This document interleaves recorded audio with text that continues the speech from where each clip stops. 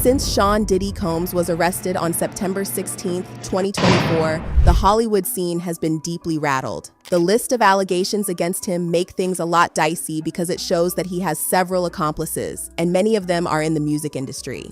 Not knowing who could be tied to the allegations, especially the freak-off parties, many celebrities have tried to distance themselves from the whole situation. Puffy Combs for a year. That's the crazy thing. Now, that was L.A. Reid's idea, right? We're sending you over to something called Puffy Flavor Camp. There you go. To learn Flavor Camp. Yeah, Flavor that's what it Camp. was called. And you're going to go to Puff Daddy's. He's going In the 90s, do you understand what that's like? Puffy's place was like just filled with chicks and orgying like nonstop, right? No, not really. I Come mean, on. but hey, it was curious. I got a chance to see some things. Yeah, but you were 13. What were you I seeing? went there to see the lifestyle, Right. And I saw it, and it was, but I don't know if I could indulge and understand what I was even looking at. It was pretty wild. So nobody. A good example is Esher, who spent years living with Diddy and being mentored by him, have come out to share some disturbing details attesting that some of the allegations filed against the business tycoon might be true. And in the same vein, Justin Bieber, who suddenly found himself being associated with Diddy, has been forced to speak. So what did Justin reveal?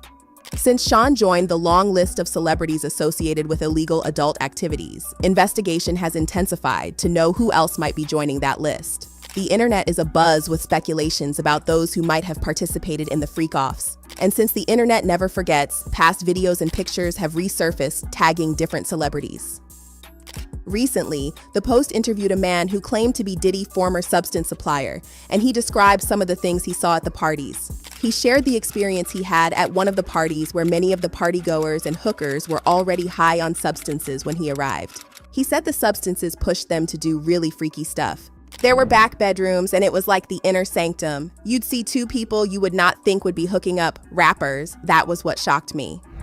Diddy had been welcoming troops of Hollywood's biggest stars to his Hamptons mansion decades before the Fed had a whiff of anything Sean-related. Although those parties were called white parties and were held during the day, it's believed that the real activities, the freak-offs, happened at midnight. So it's hard to decipher who stays behind after the actual party is over. So far, celebrities like Kim Kardashian, Kelly Osbourne, Aretha Franklin, Martha Stewart, Howard Stern, Tommy Lee, Mariah Carey, Vera Wang, Regis Philbin, Pamela Anderson, Nick Cannon, Paris Hilton, Beyonce, and Jay-Z, Jennifer Lopez, Ashton Kutcher, Kim Kardashian, Leonardo DiCaprio, and Justin Bieber have been associated with the parties. But there are yet to be clear details about who stayed behind for the darker bits. In one picture from July 2000, Diddy and then girlfriend Jennifer Lopez were seen lounging on a huge white bed covered in pillows at one of the white parties. However, it's not clear if Diddy invited J. Lo for the inner room activities. Besides the pictures, some celebrities have also hinted at the disturbing nature of the parties in the past. One example is Ashton Kutcher's reaction during a 2019 Hot Ones interview when he was asked to share his experiences partying with Diddy. So, can't tell that one either. I mean, I'm like actually cycling through that. The actor had hesitated before finally saying, "I've got a lot I can't tell. I can't tell that one either. I'm actually cycling through them." Diddy party stories, man, that was some weird memory lane thing. Another one is Khloe Kardashian's comment in 2014 about Diddy's party. In a 2014 episode of Keeping Up with Kardashians, Khloe had discussed the rapper's infamous parties with her sister Kourtney. She shared that the party was so wild, many of the guests were notably naked. "I got on a plane at 5:30 a.m. Well, this party, I think half the people there were butt naked. You would have loved it." Out of curiosity, Kourtney had asked who else was at the party. Khloe didn't want to mention, but Kourtney persisted by throwing out some names: Quincy, French Montana, and Justin Bieber.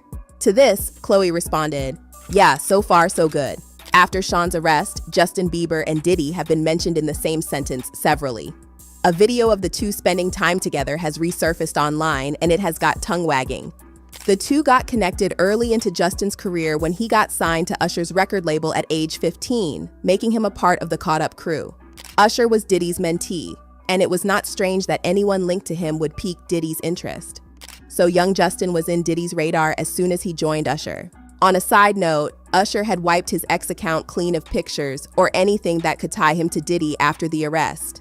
Although he claimed it had nothing to do with that, it's clear that he has purposely been disassociating himself from anything Diddy-related for years. Based on the allegations filed against the rapper, it's easy to understand why.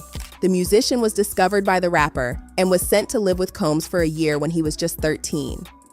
In an interview with Rolling Stone in 2004, he shared few details about his experience with the rapper, revealing that Combs had introduced him to a totally different set of shit, claiming that there was always girls around. You'd open a door and see somebody doing it, or several people in a room. You never knew what was going to happen. Puffy Combs for a year. That's the crazy thing. Now, that was L.A. Reid's idea, right? We're sending you over to something called Puffy Flavor Camp. There you go.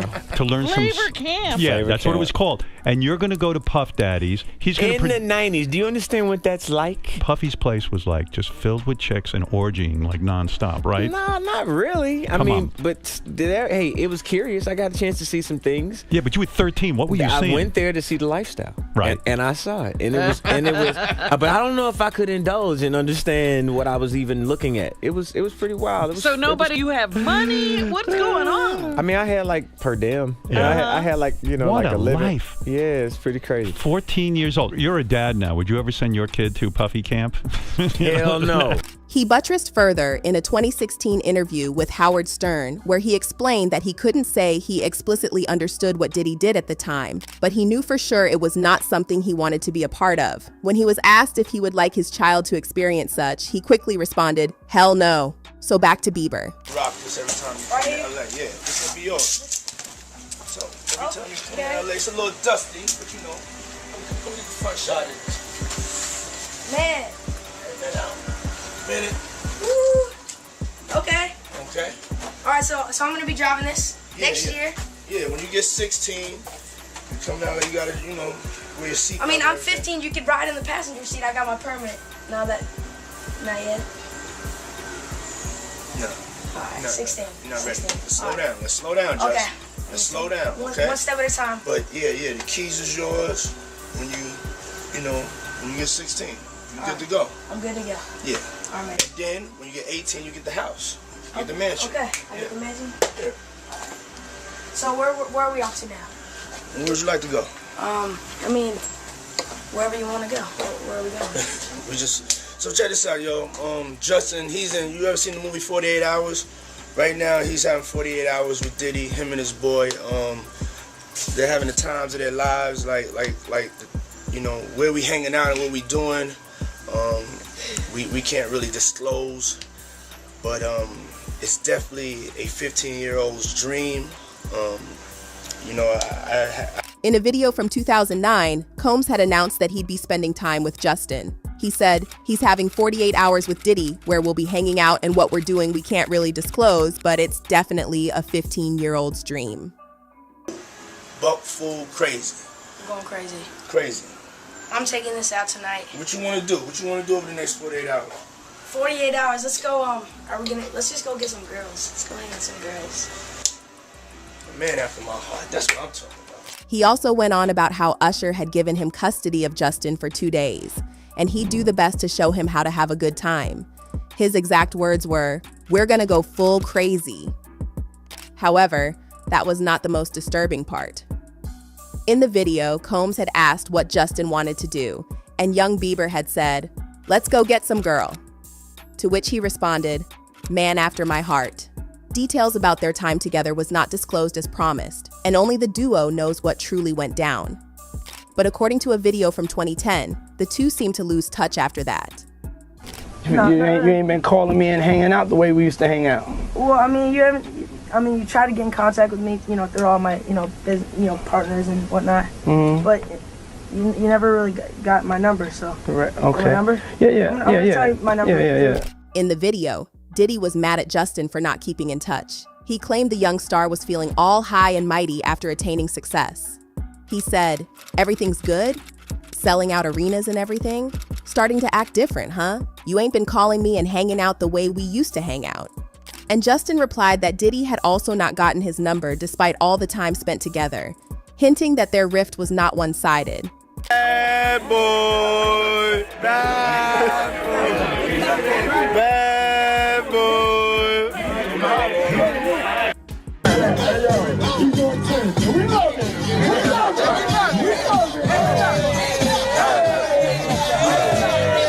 However, it seemed like whatever issues they had were resolved before 2014 when the Kardashian sisters saw Justin hanging out at Diddy's party. Fast forward to 2023, Justin and Diddy seem to maintain a good relationship because he appeared on the rapper's latest album, the Love album, Off the Grid, where he featured in a track called Moments. When the album was unveiled, Justin posted how thrilled he was to have been featured on the track. He wrote, "I remember going to my brother Diddy's office to pitch him a song I wrote for him when I was like 14. Sadly, the song was Tra Ha Ha.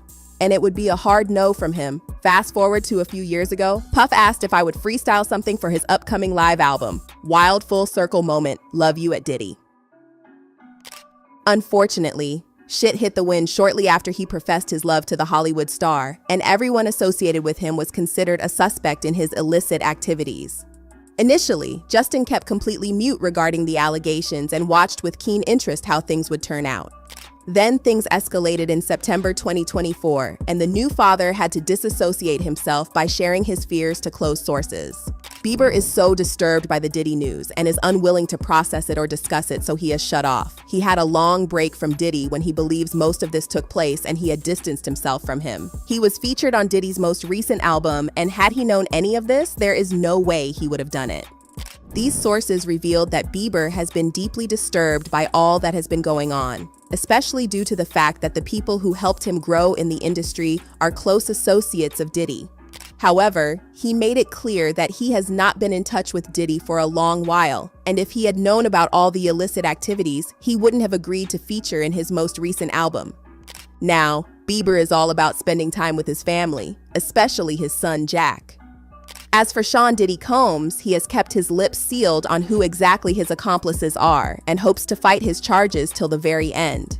A recent update shows that his lawyers claim that the 1,000 baby oils found in Diddy's home during the March raid is not an indication of the existence of a freak-off party. This is because Diddy enjoys buying things in bulk, and the baby oil is not an exception. Yeah, right. They had better find stronger lines of defense. So what do you think about all this? Kindly let us know in the comments section below.